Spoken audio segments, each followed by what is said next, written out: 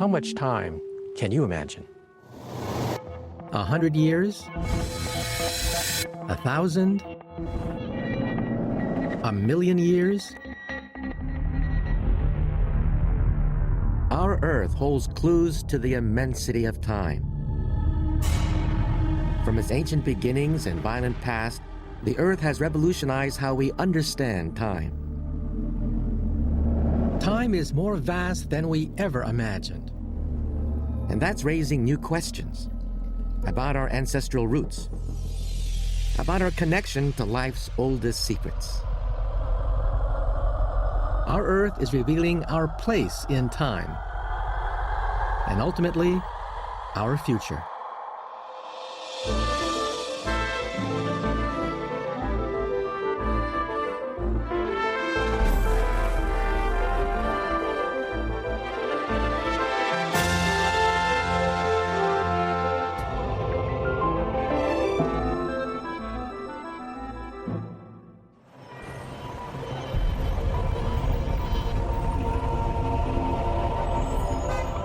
Our whole world is shaped by time in ways that are often hidden from us.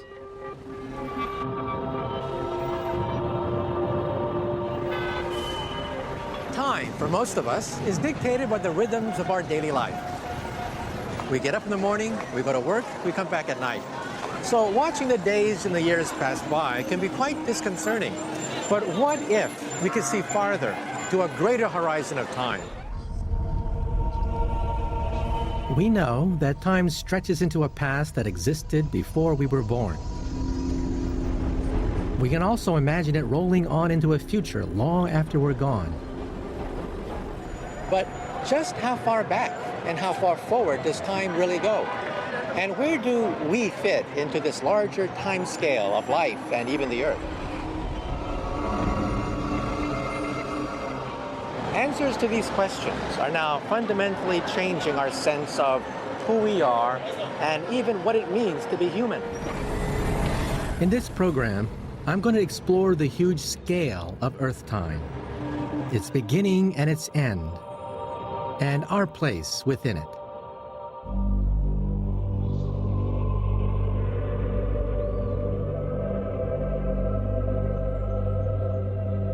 On a rugged cliff of granite in South Dakota, stonemasons risk life and limb to create something unique.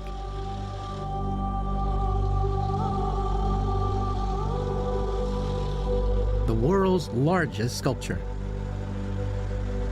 It's a memorial to Crazy Horse, the Native American chief from the 19th century. But it's also a monument to a uniquely human sense of time. One that allows us to imagine a future beyond our own lives. Ruth Zielkowski is in charge of the carving. This is her life's work.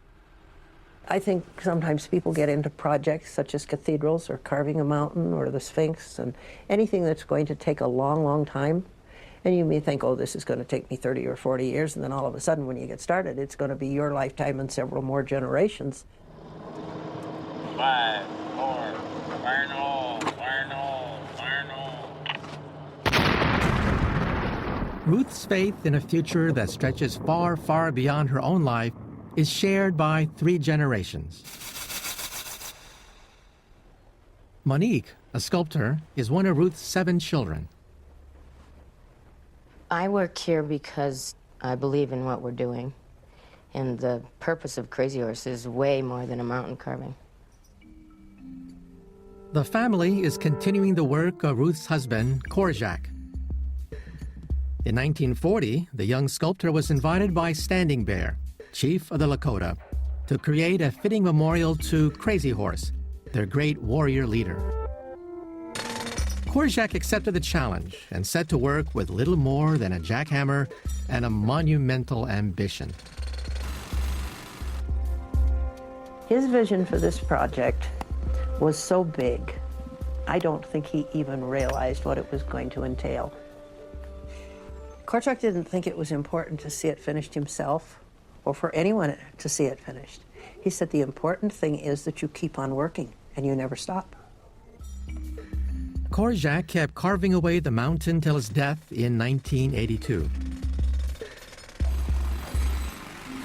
But it's only recently, 50 years since Korczak began work, that Crazy Horse's huge 90-foot face is complete.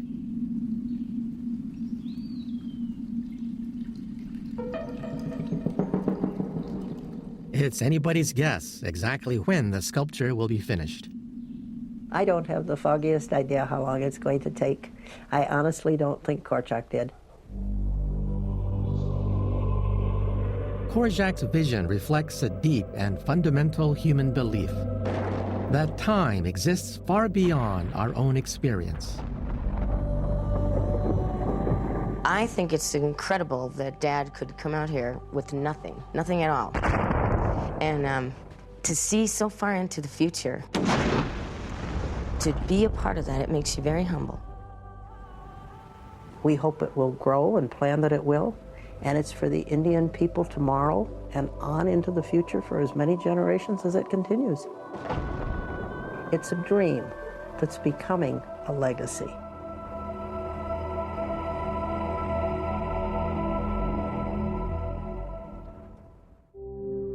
Such legacies rely on a uniquely human concept of time. Our monuments testify to a certainty that time will always continue onwards.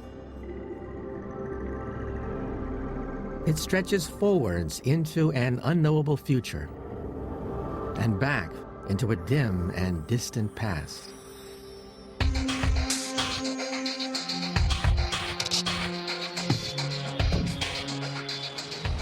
Our knowledge of time lies at the very heart of our humanity. We learn from the past, we pass on that wisdom to the future. That's been the bedrock of our civilization. The relentless march of progress. The world we live in today. All that rests upon the accumulation of thousands of years of time. On the wall of Einstein's office, he used to keep photographs of all his predecessors to remind himself of the great debt that he owed them. In other words, we all stand on the shoulders of giants. There's no Shakespeare without classical Greece. There's no Einstein without Newton. There are no skyscrapers without the skill of generations of builders going back to the dawn of history. This awareness that time stretches into a distant past has driven us for thousands of years to ask one of the greatest questions of humanity. When did time itself begin?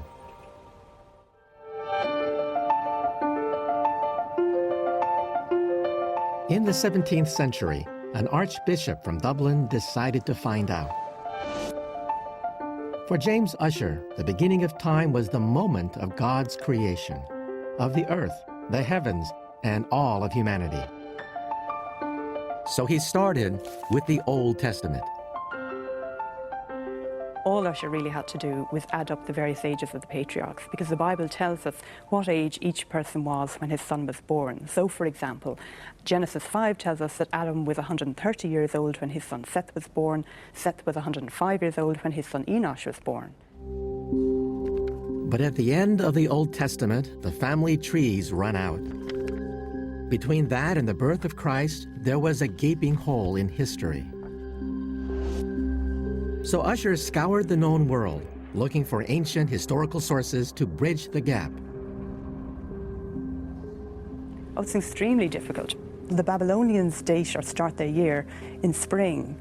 The Jewish chronology starts in autumn, and the Greeks use Olympiads. So he has to bring all those different types of sources together and link them up somehow to each other and then to his biblical sources. For 20 years, Ussher struggled to reconcile the historical records from over 10,000 volumes in his vast library. Finally, in 1650, he determined a date for the beginning of time with stunning precision. In the very first paragraph, Ussher dates the creation of the world to exactly the evening before the 23rd of October, 4004 BC. James Ussher had established the very moment of God's creation.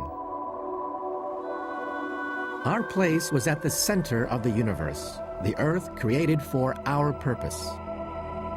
Humanity, the Earth, and time itself were 6,000 years old.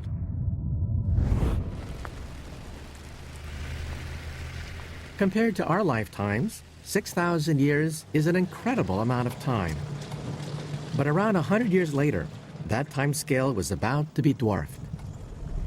For all of Usher's library full of books, the Earth itself was beginning to present quite a different story. And the first man to realize it was a problem was a Scottish farmer by the name of James Hutton. Here he is. James Hutton spent most of his life marveling at natural processes, mainly on his own farm. And his investigations would lead to an entirely new idea of time. I'm about to look for the clues that led Hutton to rethink the age of the Earth and overturn Usher's 6,000-year history. Geologist Dave Thayer is going to be my guide. Well, I think it's ironic that people used to wonder how old is the Earth, but the answer was underneath their feet in the rocks all the time. Yes. They were walking on the answer. Yes, and they just didn't have the knowledge of finding out how to open that book and read the answer. So Dave, what are we going to see on this journey now? We're going to gaze into an abyss of time. Many people come to the place we're approaching, and they don't really understand what they're looking at.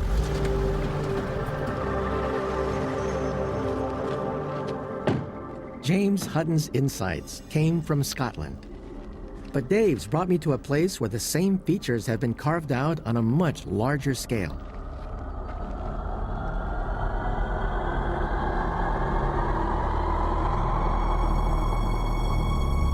The Grand Canyon in Arizona. 270 miles of Colorado River flow across 2 states, carving out a chasm 1 mile deep. It's created a landscape on an epic scale.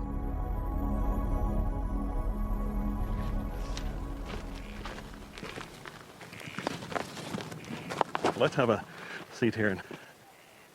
Now, Dave, the Colorado River is a small little thing. How can the Colorado River gouge out such a huge canyon?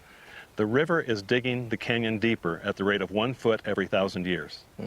And in that time, it's just all this rubble is eroding down into it from the rain. I see. You can imagine how long that's taking because it's all changing to sand as it goes. Wow. And how much rock has been carved out? Well, there's 800 cubic miles of missing rock in the Grand Canyon. A mile below us, the river continues to cut its path through the rock, carrying it away in its silty waters. So we're talking about the power of water, right? I mean, water carved this cathedral out of nothing. Yep. And how long has this erosion been taking place? Well, at least 5.5 million years is what they Right. say. Following similar clues, Hutton realized that Usher's 6,000-year age for Earth had to be wrong. Unimaginable eons of time were needed for water to carve out valleys.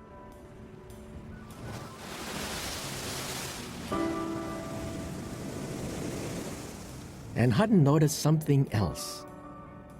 The layers of rock, revealed by erosion, showed a still greater scale of time. Now, Dave, when I look at a rock, it's boring. A rock is a rock is a rock. But you're telling me that each rock has a story, right? Well, that's true, Michio. You can see all the different colors of the layers in the canyon. And each one has a different thing to tell.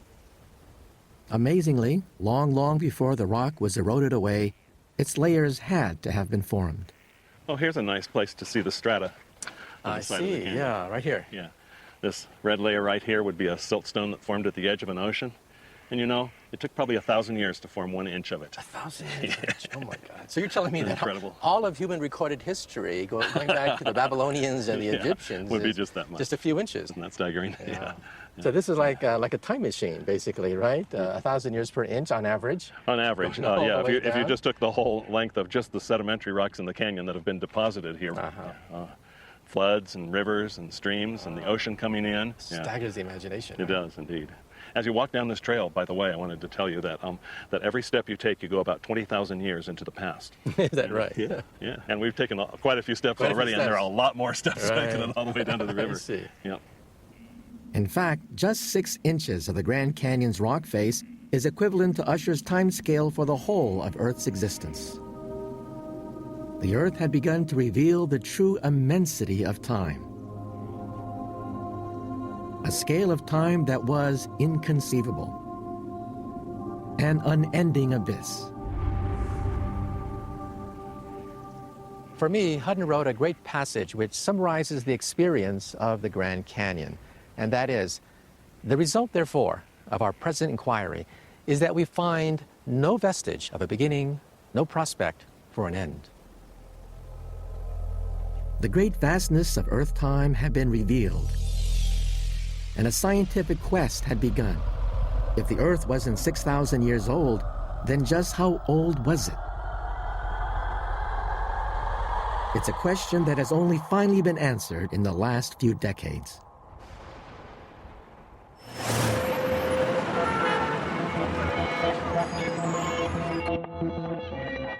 Sam Bowring is a specialist in dating rocks from all over the world.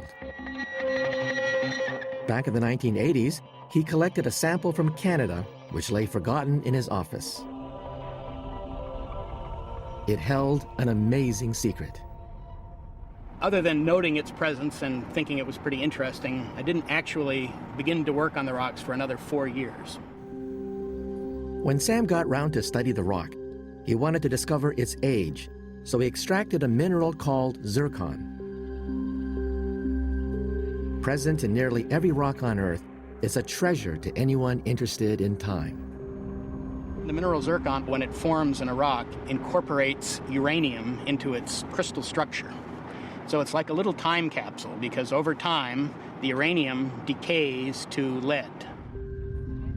This decay from one element to another is like a ticking clock. It happens at a slow, universal rate. Measure the proportion of uranium to lead in the zircon, and you know the age of the rock it came from.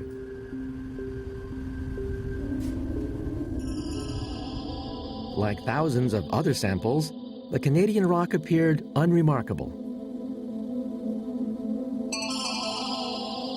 But when the results emerged, Sam realized the rock's true significance. I remember very clearly seeing the numbers come off the mass spectrometer on the screen. That was the first time we knew that we had a very old rock. The numbers indicated the longest time span he'd ever seen. In fact, Sam had discovered the oldest fragment of Earth ever found. Its age? An amazing 4,000 million years.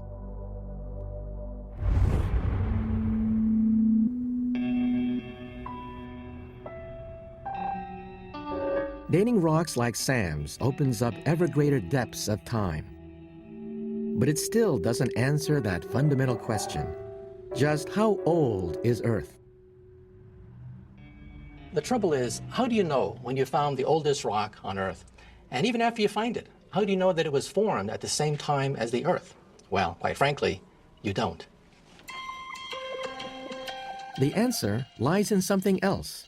Something that was formed millions of miles away. I'd like to buy this rock, please. All right. Here's 20. Okay, that'll be 85 cents. Compared to the other rocks in the shop, this rock looks pretty ordinary. But this rock represents a landmark in our understanding of time. It comes from outer space. My rock is a fragment from a giant meteor that left this. The Arizona Meteor Crater in Arizona.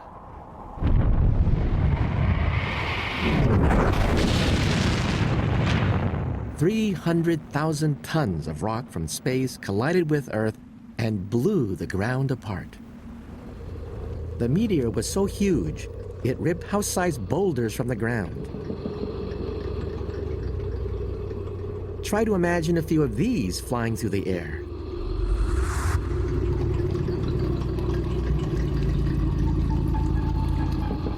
My fragment is part of that meteor. It's debris from the very birth of our solar system.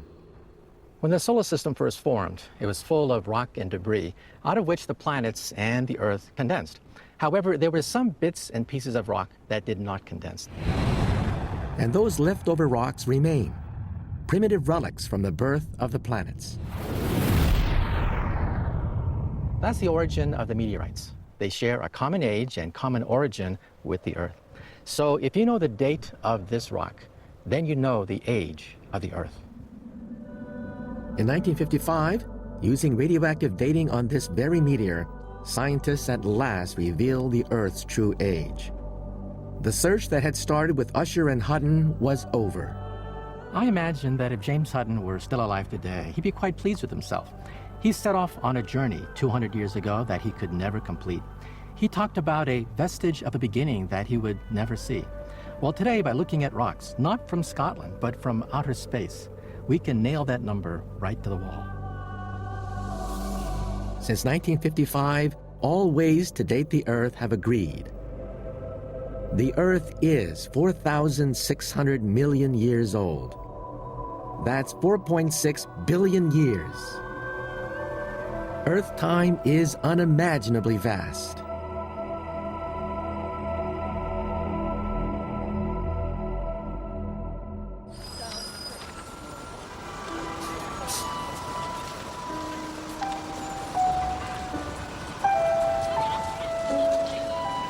It's amazing that in just a few centuries, our view of the depth of Earth time has changed so radically.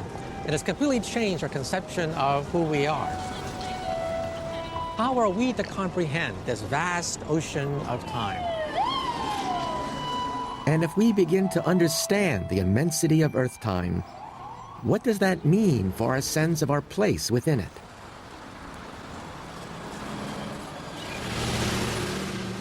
Let's say that 1 millimeter represents 1 year backwards in time. Here we are in the present. This is me in the 21st century. And if I go back 5.8 centimeters, then we reach 1947. That's the year I was born. Now let's talk about the Roman conquest of England. That took place in the year 43 AD. For that, we had to go back about 195 centimeters to about here. Even the length of my table represents 2,000 years. But I want to measure out the whole of Earth time, and 4.6 billion years is going to take me a whole lot further.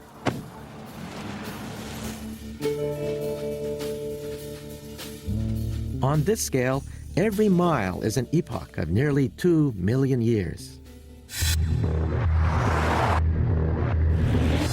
As the sheer depths of Earth time roll on, a human lifespan seems so insignificant.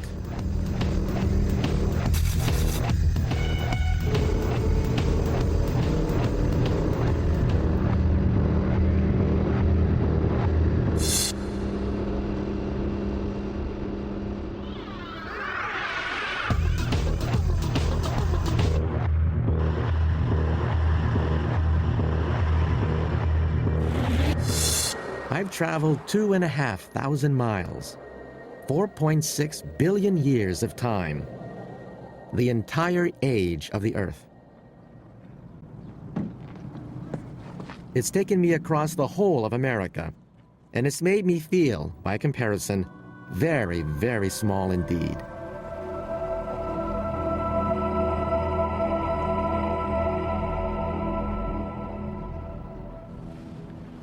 Compared to my own 58 years, that's how vast Earth time really is. My own lifespan is nothing but a pimple on the face of Earth time. That's what makes 4.6 billion years so captivating, but also so unnerving.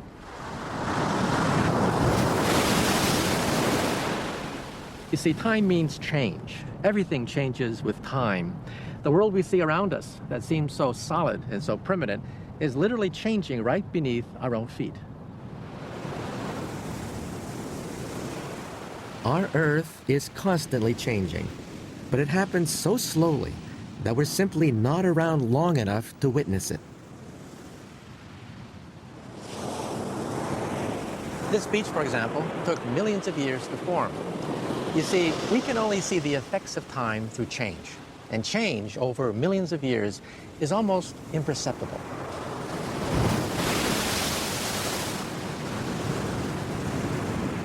There are, however, some places where occasionally we're able to glimpse these changes in action.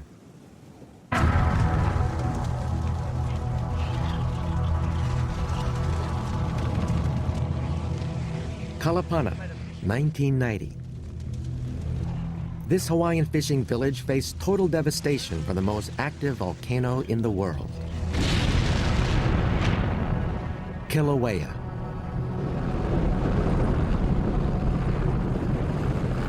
It's a 90-foot wall of hot, molten lava rolling toward your home. And people just stood there basically in total disbelief. And before that lava would hit the home, homes would just burst into flames. And people would cry and, traumatized to the max,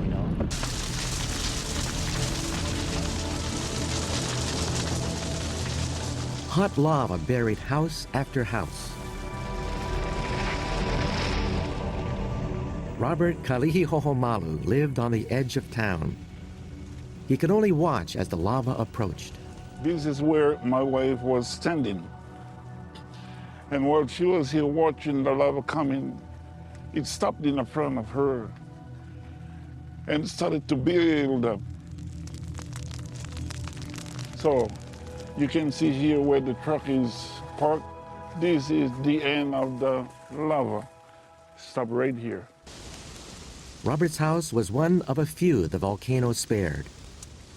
And from here, it went out to the ocean. And from there, it went all the way down and took 3 houses. In total, nearly 200 homes were buried. Carlo Carocci's house amongst them. I felt like, I was allowed to live up there for so many years, and now it's time to give something back. All of it back, actually. But like how I say, life must go on.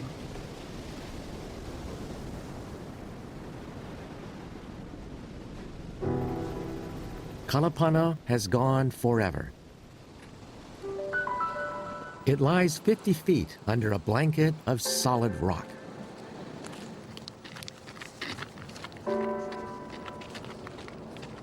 This was once the road to Kalapana.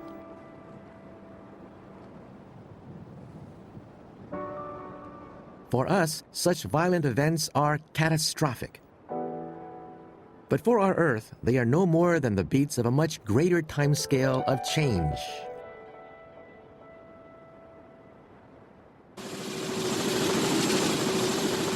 To understand this, I'm going to take a closer look at the engine that drives this change.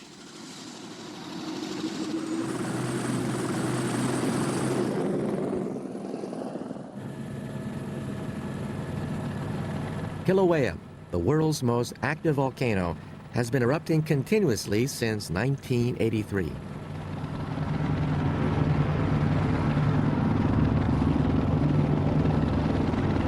This is truly a fantastic experience to be literally face to face with a live volcano.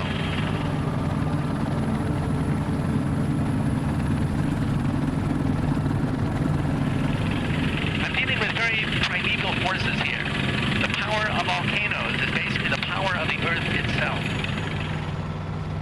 But this power isn't only a source of destruction. It's the creator of new land.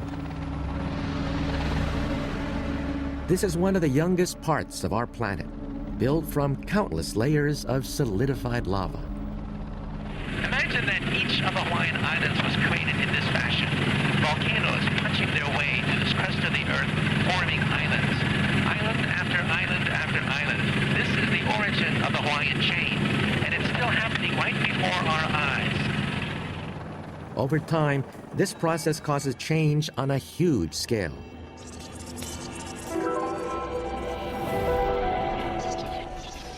This island was created by volcanoes 800,000 years ago, and it's still growing at the rate of about a square mile every 20 years. And you can actually see that process happening right over there. Already, 20 miles to the south, 3,000 feet underwater, yet another volcano is being born. Lava is pouring out of the Earth's crust, creating what will be the next Hawaiian island. And in 200,000 years, that could be as big as the island that I'm standing on right now. The creation of the entire chain of Hawaiian islands took 43 million years. But the Earth is 100 times as old as that. And in that amount of time, our entire planet has been transformed. From the time the Earth cooled, its rocky crust has always been on the move. Oceans and mountain ranges have been and gone.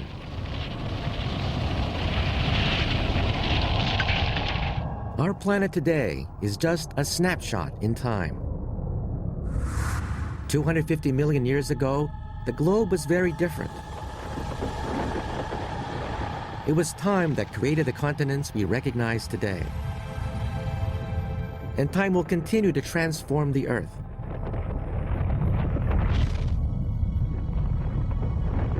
But time has been crucial to another unique and extraordinary journey. Life. We are part of the most extraordinary story of all, part of the incredible diversity of life on our planet. So, what is our journey through time? What I find remarkable is the fact that this journey is imprinted in me. My body is like a museum. My face, my features, my arms, my legs, all of them bear the scars of evolution. So if I could peer into my DNA, into my body, I could perhaps retrace the steps taken by my ancestors thousands of years ago. I could take my own journey through time. For a start, look at my eye. My eyelid has a fold of skin that covers its inner corner. It's called an epicanthic fold. This is what gives Japanese people and many Asians our distinctive eye shape. This eyelid is part of this museum. This epicanthic fold evolved about 30,000 years ago when the people who now populate Asia were sealed off to the north because of the Ice Age. This fold was actually quite useful. It protected the eye against the blinding blizzards and storms and also the scorching nature of the sun. However, I call it a scar of evolution because I don't need it anymore. After all, I live in downtown Manhattan. I don't live in Asia during the Ice Age. All these marks of time are cataloged in my DNA. It's my ultimate museum, locked in every one of my cells. One part of my DNA, mitochondrial DNA, is the key to tracing my ancestry. This DNA links me to all the mothers of my past. How and when I became a Japanese American living in the 21st century, somehow it's all encoded right here. I'm sending it to a special lab in Cambridge.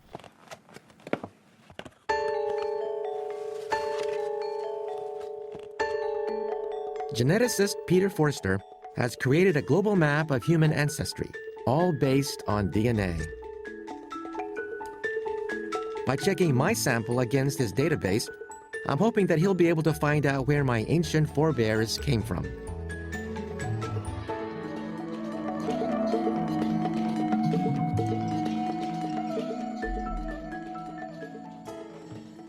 I've come to London to see what Peter's found. I've been looking forward to this moment. Hi, Michio. Pleased to meet you. I'm Peter Forster. All right, how do you do? Do take a seat. Sure, so exciting. So, the moment of truth. What we've done for you is we've determined your mitochondrial DNA sequence. We can then trace your maternal ancestry back through the generations. I see. I think my mother would be delighted to know this too. So this is the result we got. Your type, your branch in the mitochondrial DNA tree of humans is what we call M9. And M9 has... Oh, so my lineage has a name. Has a name? M9. Oh, yes. And the interesting thing is that in Japan, we only have about 3 hits in a sample size of over 1,000. That's unusual, right? Yeah, it's not a very usual lineage, in other words. Yeah. It's interesting to see that you have cousins, distant cousins, quite far away, in and around Tibet. Is that right? Your maternal lineage, M9, has its highest frequency in Tibet of the area studied so far. Wow, that's amazing, huh? Who would have thought? Yeah. So, life's full of surprises. I'm a Japanese-American Tibetan living in New York. In fact, the same DNA connects us all, back to the very first modern humans that evolved in Africa over 100,000 years ago. But what about before that? One remarkable discovery has revealed our link to life from a much deeper past. In 1989, an American biologist began taking an unusual interest in salt crystals collected from a cavern in New Mexico. The rock was 200 million years old. Inside it, Russell Vreeland was hoping to find life.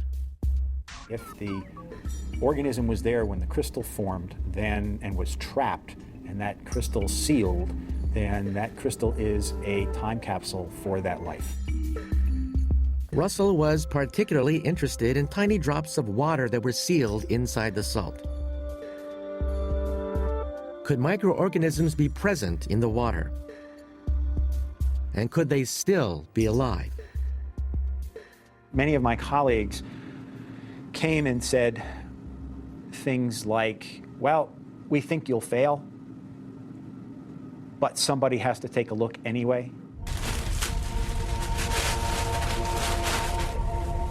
But the possibility of life emerging from millions of years in the past was unnerving.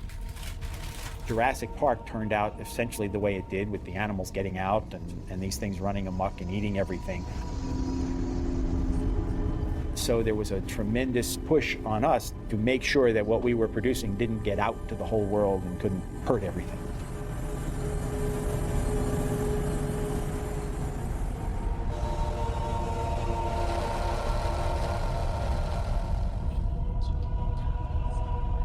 With care, to prevent the slightest contamination, Russell extracted the ancient fluid. Could life really have survived across 200 million years of time? There's this desire to get in there and look at the flasks and open them up, but you can't do that. So you just have to sit and wait.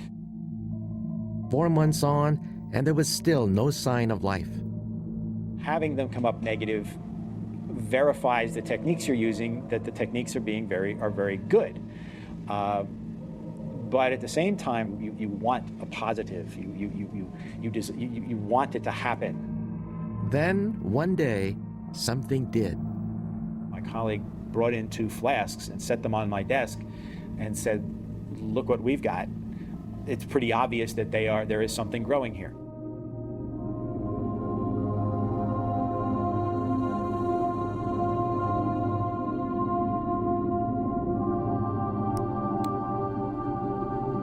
To their amazement, the microscope revealed living organisms that could only have come from inside the crystal. These are the oldest living creatures ever found on Earth. There was a strange feeling of, wow, do I really believe it? 200 million years old and still alive. Life from eons before humans or even mammals existed. When this organism first entered a crystal, there were no continents. There was just one big continent. America, North America, Europe, England did not exist.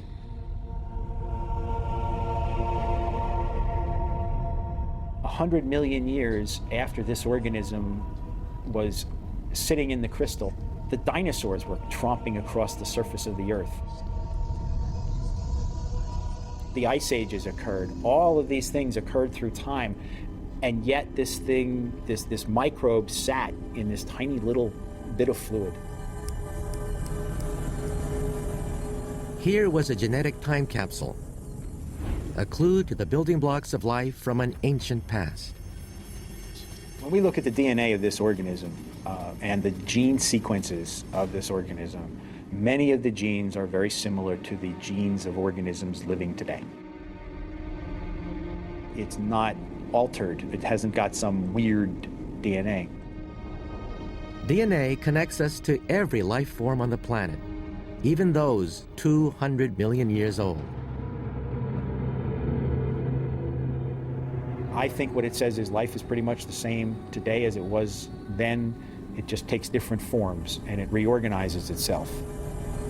This reorganization of DNA lies at the heart of evolution. Life, including us, is in a constant process of imperceptible change over time.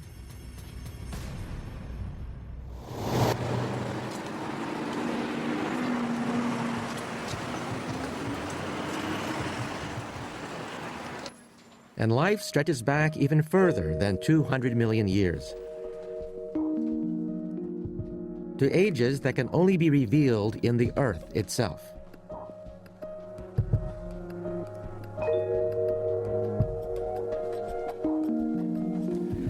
Ever since people began to carefully look at rocks, they found inside them the remains of creatures embedded inside their layers.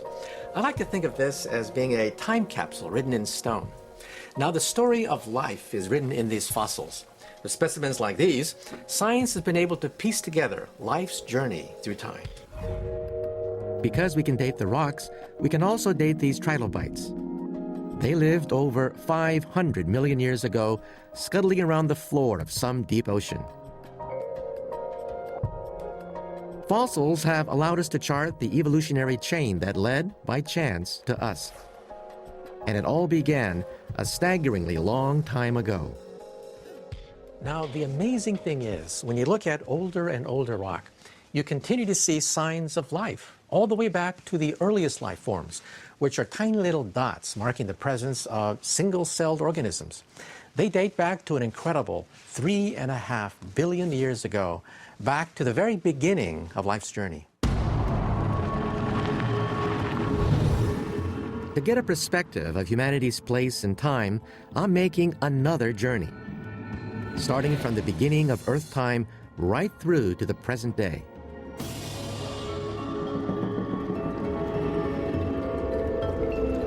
The first billion years of Earth time are lifeless. But then, no one knows exactly how, the first signs of life appear 3.5 billion years ago. These are our very first ancestors. Now, for the next 2.5 billion years, not much really happens. The Earth is dominated by single-celled organisms, or bacteria. All they do is they live, they divide, and they die over and over and over again.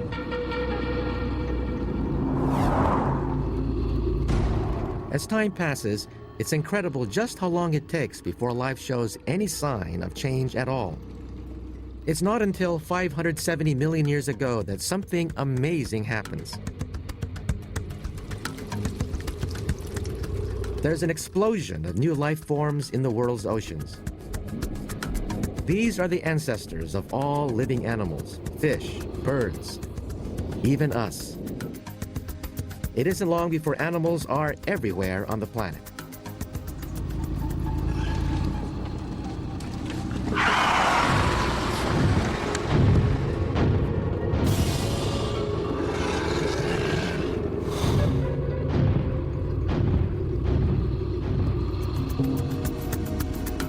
But it's not until around 5 million years ago that something remarkable happens in our journey.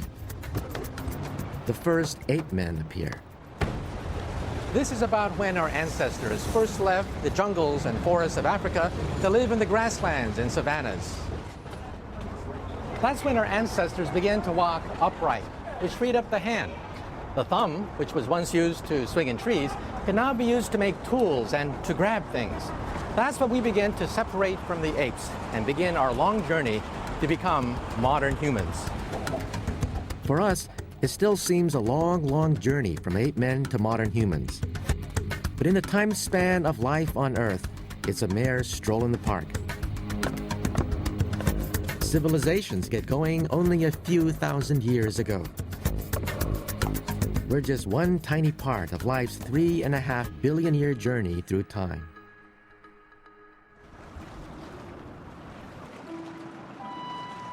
When we stop to think about the vastness of time and life's journey through it, it makes us feel so insignificant. But it's also amazing that we're here at all, able to think about our place in time.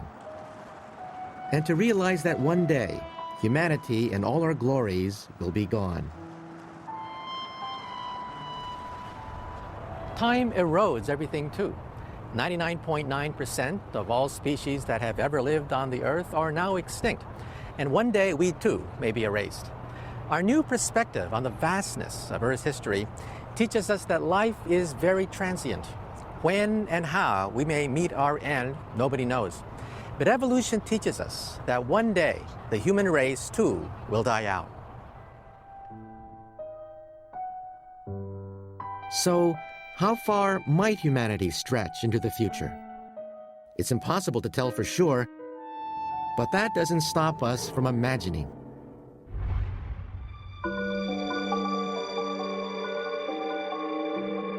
One day, 7,000 years from now, an explorer stumbles into a cave deep inside a mountain in Nevada.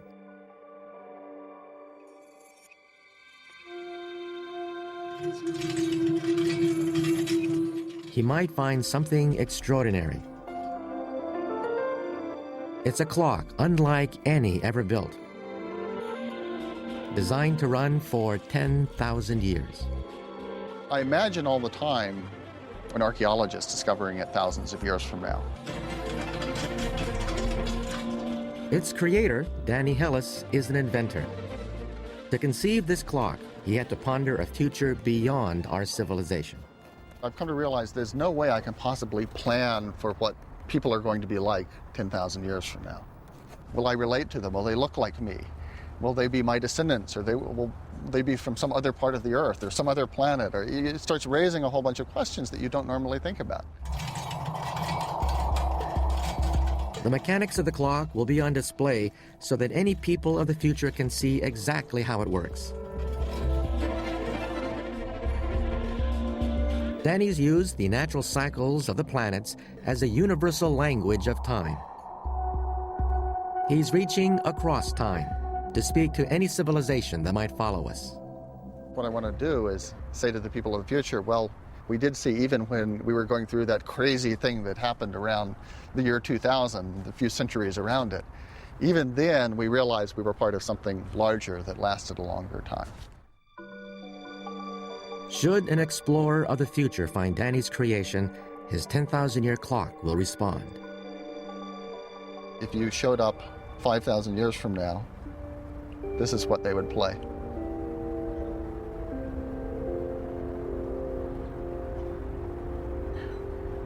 But if you came the next day, then they would play this.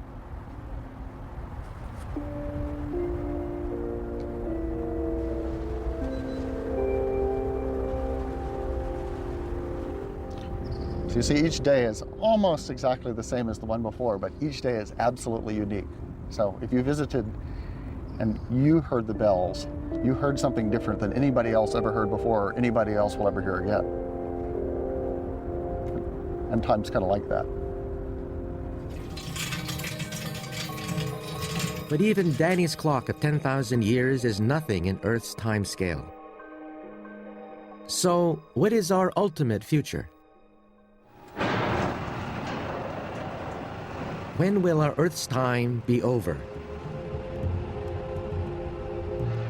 The answer depends on an understanding not of life or the Earth, but of our sun.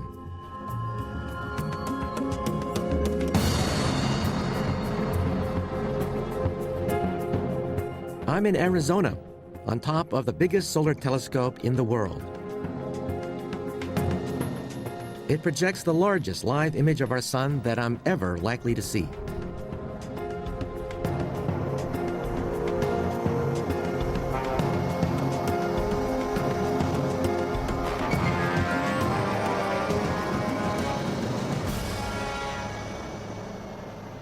I have never seen the sun like this before in its full glory.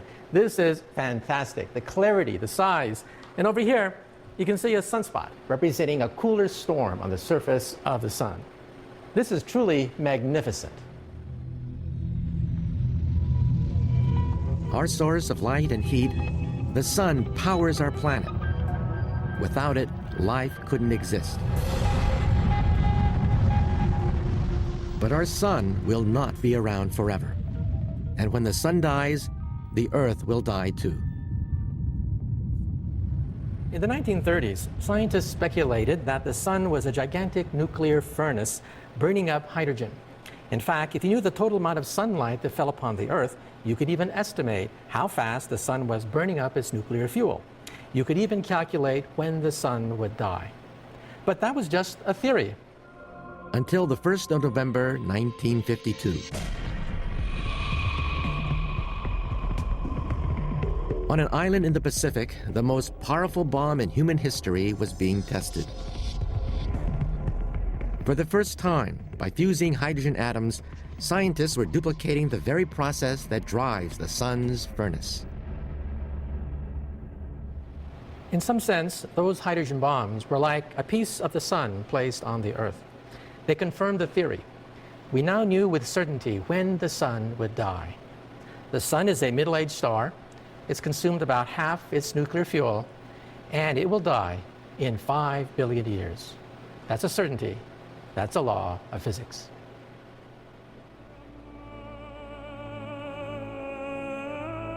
We've seen the birth of Earth time 4.6 billion years ago, and now we know the end in another 5 billion years.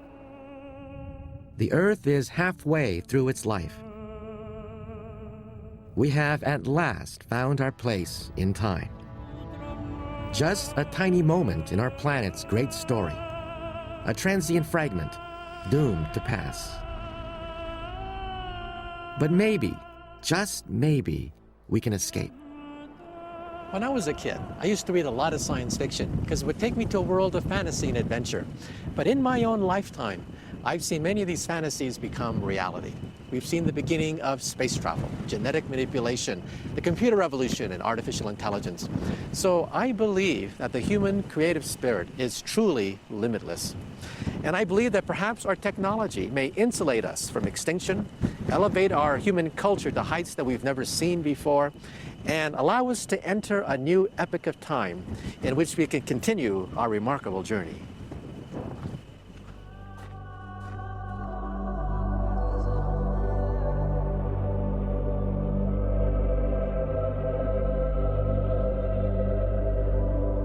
My next slice of time, I'm going to be exploring the furthest reaches of the universe to ask, will time itself ever have an end?